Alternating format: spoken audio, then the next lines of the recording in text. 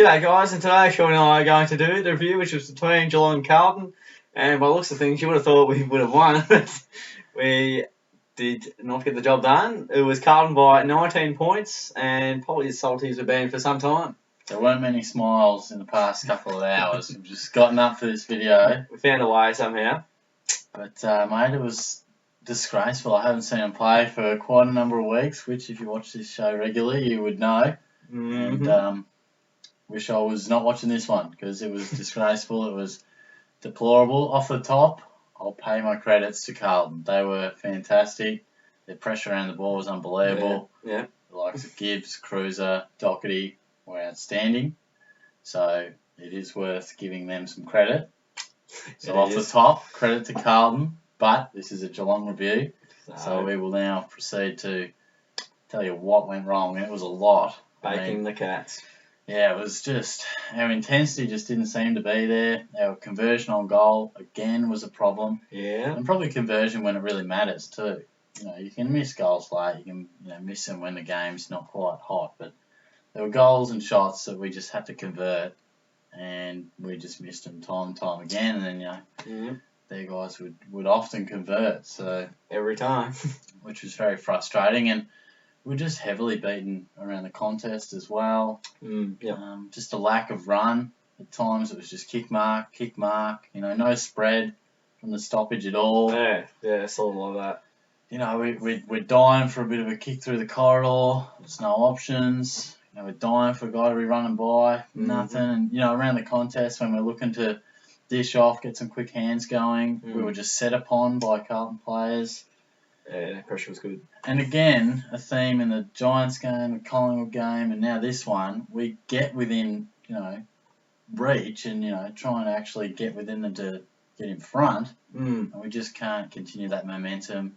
And I guess you got to give that credit to Carlton. They absorbed what we threw at them and return and serve. But, yeah, it's just very, very concerning for us at the moment, watching Chris Scott's presser at the moment, before he was sort of bereft of answers as well. I mean, often you'll see a coach not give away the answers publicly, but I think he looks like a bloke who just doesn't know how this sort of form has come from, where it was a month ago. We're talking top 2 premiership contenders, which I stand by. We can be there, but last week we sat here saying it's a bit of a blip on the radar, no real concerns for the big picture. But then to back it up with this one, due respect to Carlton, they're a better side, they're a more disciplined side than they were, and better structure now. They're more disciplined side than us. But we're far better than that, and we've just gotten so far away from what we were, and it's astonishing to a real extent.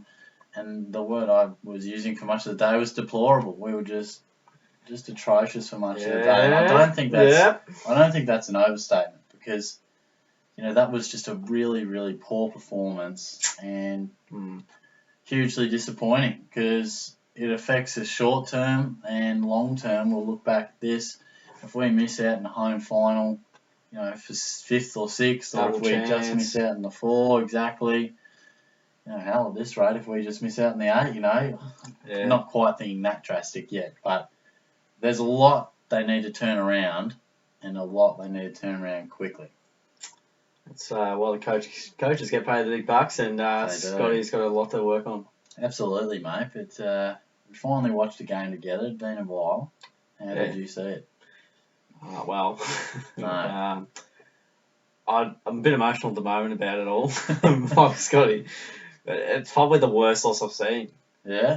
I don't care about the 110-point loss we had to Sydney, which was probably about there as well. But look, it's just, upon expectation and upon everything else, had to respond and all those kinds of things. Carlton aren't that great of a side. They're a much better team under Brett and Bolton, I'll admit, definitely. And as you said, I perfectly agree with all the things you said about Carlton and their pressure around the ball. And they honestly deserve to win with the way they played. Absolutely. Much better than ourselves. But I can't think of a much worse loss than that. Yeah, I mean, we haven't lost to them in 6 years. We've never lost to them in Etihad. And as far as home and away loss, I mean, finals results are always, blown out of proportion because they mean so much more. But as far as home and away goes, it's hard to disagree with that. Yeah, obviously I'll have to look through them first, but Yeah. I'll stick with that one for now because it sounds reckless. We were really easy to play against, just time and time again. Second week in a row where we're just like witches' hats almost. They're going through the motions almost, and they're just clearing the ball and getting it to their forward 50 quite seamlessly and very easily. Annoying.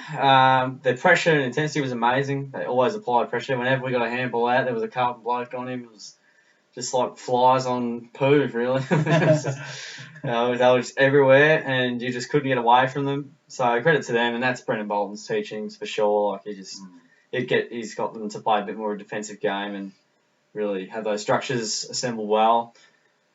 I gave him way too much time and space, and I said to Shorty earlier, I said, the notes I had last week, because I have the review on a Word document, they look exactly the same this week with the things I want to say. So I think Chris Scott might be saying the same thing. Yeah, probably. So if that's not alarming, I don't know what it is.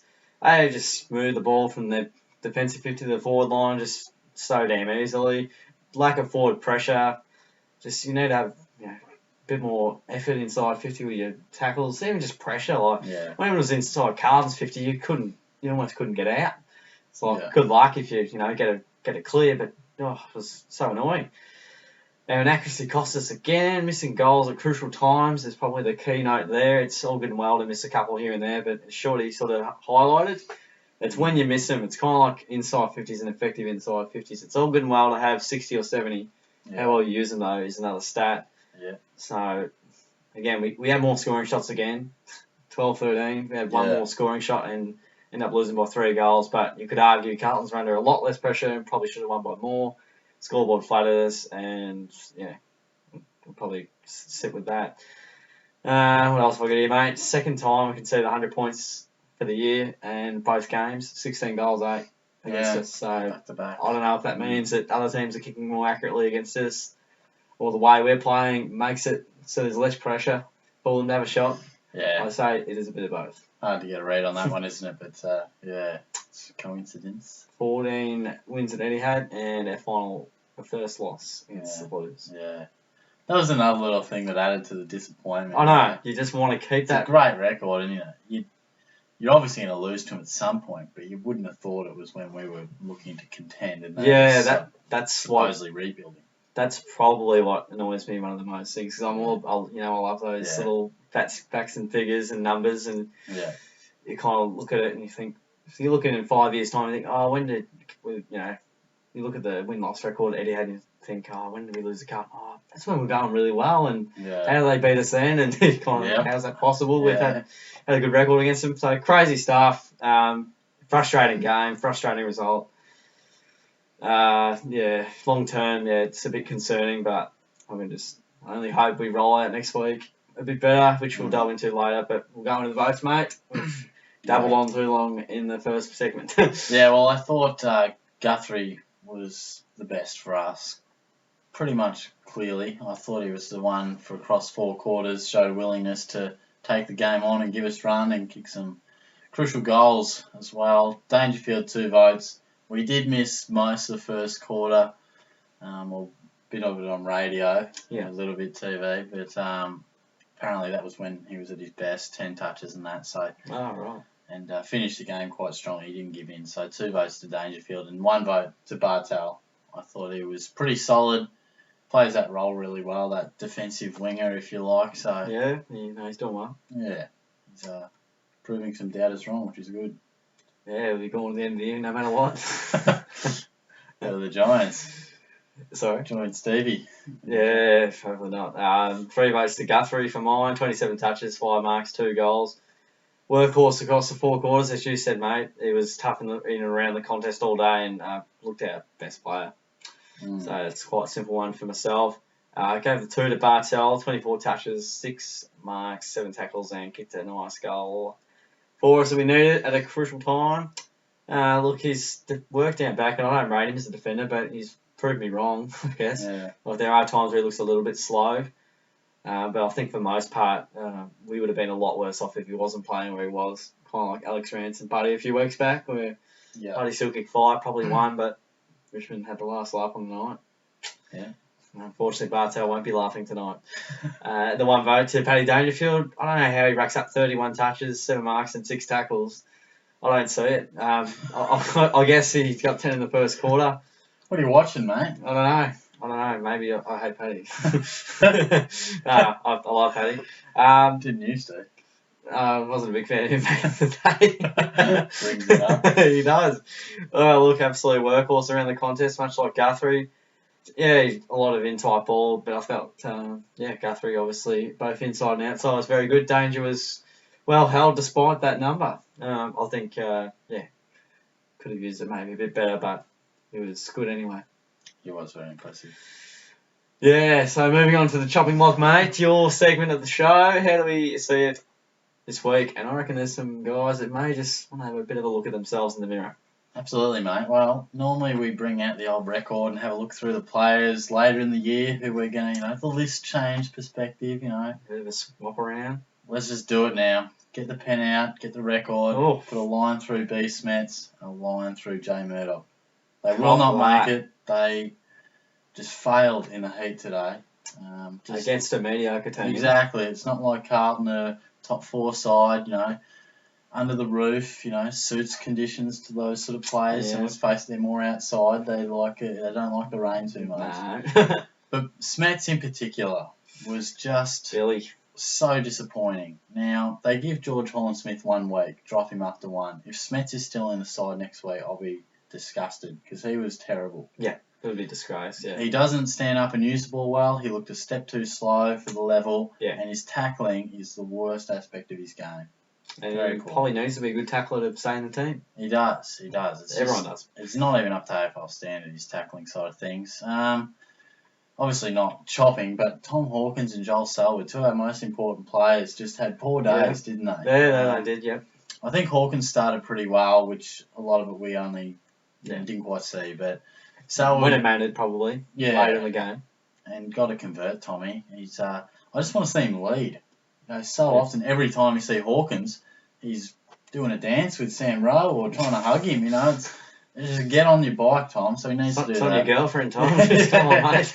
And Selwood, likewise, he's always getting tugged on by, say, Kerner or something like that, and just can't break away from a stoppage. To his credit, he had a really poor first half, and he did lift. Yeah. And I don't know why he started at the half-full flank at times. And then was in the middle late in the game. Let's play our second best mid on a half-forward flank. Right. Unbelievable. But, look, aside from that, I think probably is Cockatoo ready to go yet? I can't remember what Scotty said.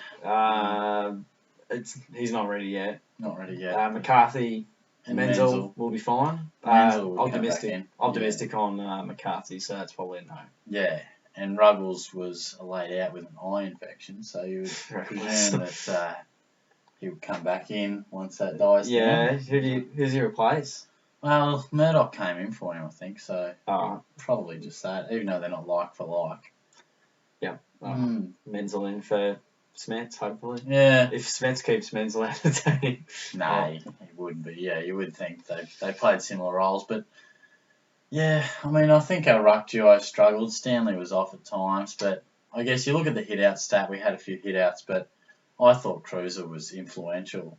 Especially, I think he had 12 tackles and he would have had like 6 or 7 clearances, I think. For Blake that was supposed to be out for 6 weeks. Exactly. The late mail coming in, mate, is Zerlo's back next week, so just a nice one. Gone seen the Carlton medicos and he's all good. Yep, no, it's fine. Miracle workers. But look, I think it probably, while the chopping block likes to single out guys and have a look at the individual, I think the real problem is not so much a personnel, but how we're applying the team game plan and the application of that, intensity on game day, and winning the simple things, the one-on-one contests, the stoppages, those the big moments, just coming out on top of them more than not. Just kicking the goal, mate. That's it. So it's not really about canning any players in particular, even though I just did, but axing players isn't really where we need to go.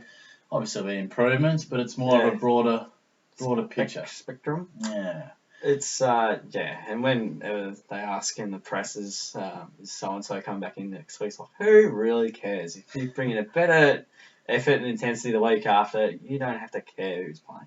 have a good team, but yeah, everyone's got injuries, mate. Yeah, they certainly do. And hey, big game next week. Yeah, Big game. Yeah, got the Giants at Simmons Stadium, and they nearly pipped the Crows. They got blasted away in that third quarter, but I'll tell you what, I don't like to rate the Giants too well, or in the realms of a premiership contender. But the way they are playing it, and the way we are playing at the moment, mate. Yeah, you stack the two together, and it doesn't give me a great result. I tipped Geelong with scepticism against Collingwood. I tipped Geelong by 3 goals against Carlton with scepticism. I'm even more sceptical with the Giants, even at home. Doesn't matter where we are at the moment. I think the Giants will win. I'm going to say by around that 3-goal mark. It'll be tough for them, and it'll be tough for both sides, but we haven't responded when we've had to, and I think we're just in a flat patch at the moment where we've got some quality teams coming up, and the Giants nearly got the Crows, who are right at home. They're a really good team in Adelaide. So, look, it'll be very tough for both sides, but at the moment we're not dishing up a lot, and a lot of their biggest strengths are some of their biggest weaknesses. So, the way they move the ball from end to end is way too quick for us and very worrying for us. I can see a lot of goals being out the back. Were the Giants realistically in it late? I mean, you watched the last quarter, I didn't. Oh, yeah, up to their noses, yeah. Yep. They were 40 points down. They nearly brought it back to 11, but it was touched on the line, on the goal padding. Oh, about 5-6 minutes. Yeah. There was a few minutes left. Yeah. No, what you say is very true. I think they play a brand of footy that does highlight our deficiencies. So it is. Yep. It is going to be interesting, especially in that midfield. We've already played them, so we got a first-hand look at it over there. But it's going to be tough for us. If you want to tip, I will be leaning towards the Giants. It'd be contradictory to not tip them after what we've said already in the review. But absolutely. Only marginal, I think. I mean, I'm not fully decided. I mean, I'll be tipping the Giants because their form is awful. But I wouldn't discount or be surprised if we came out and played all right, because we can't underestimate how difficult it is for any club to come down and play at Simmons, let alone an interstate side. So it is difficult. And the Giants, I know they were better against the Crows, but the jury is out, on their travelling game.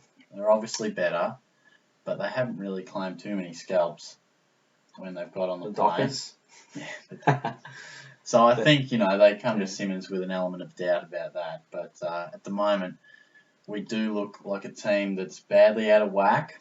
And can we turn that around in 6 or 7 days? I'm not really sure. No, bingo. It takes a lot. I mean, it seems like it's not just one little thing we need to turn. It's quite a few areas that are letting us down, which culminate in some really poor footy, because it's been a drastic fall from grace in a short period of time.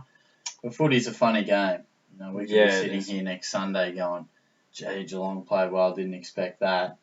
But the likelihood is that we will have to be at or close to our best because the Giants are a premier side.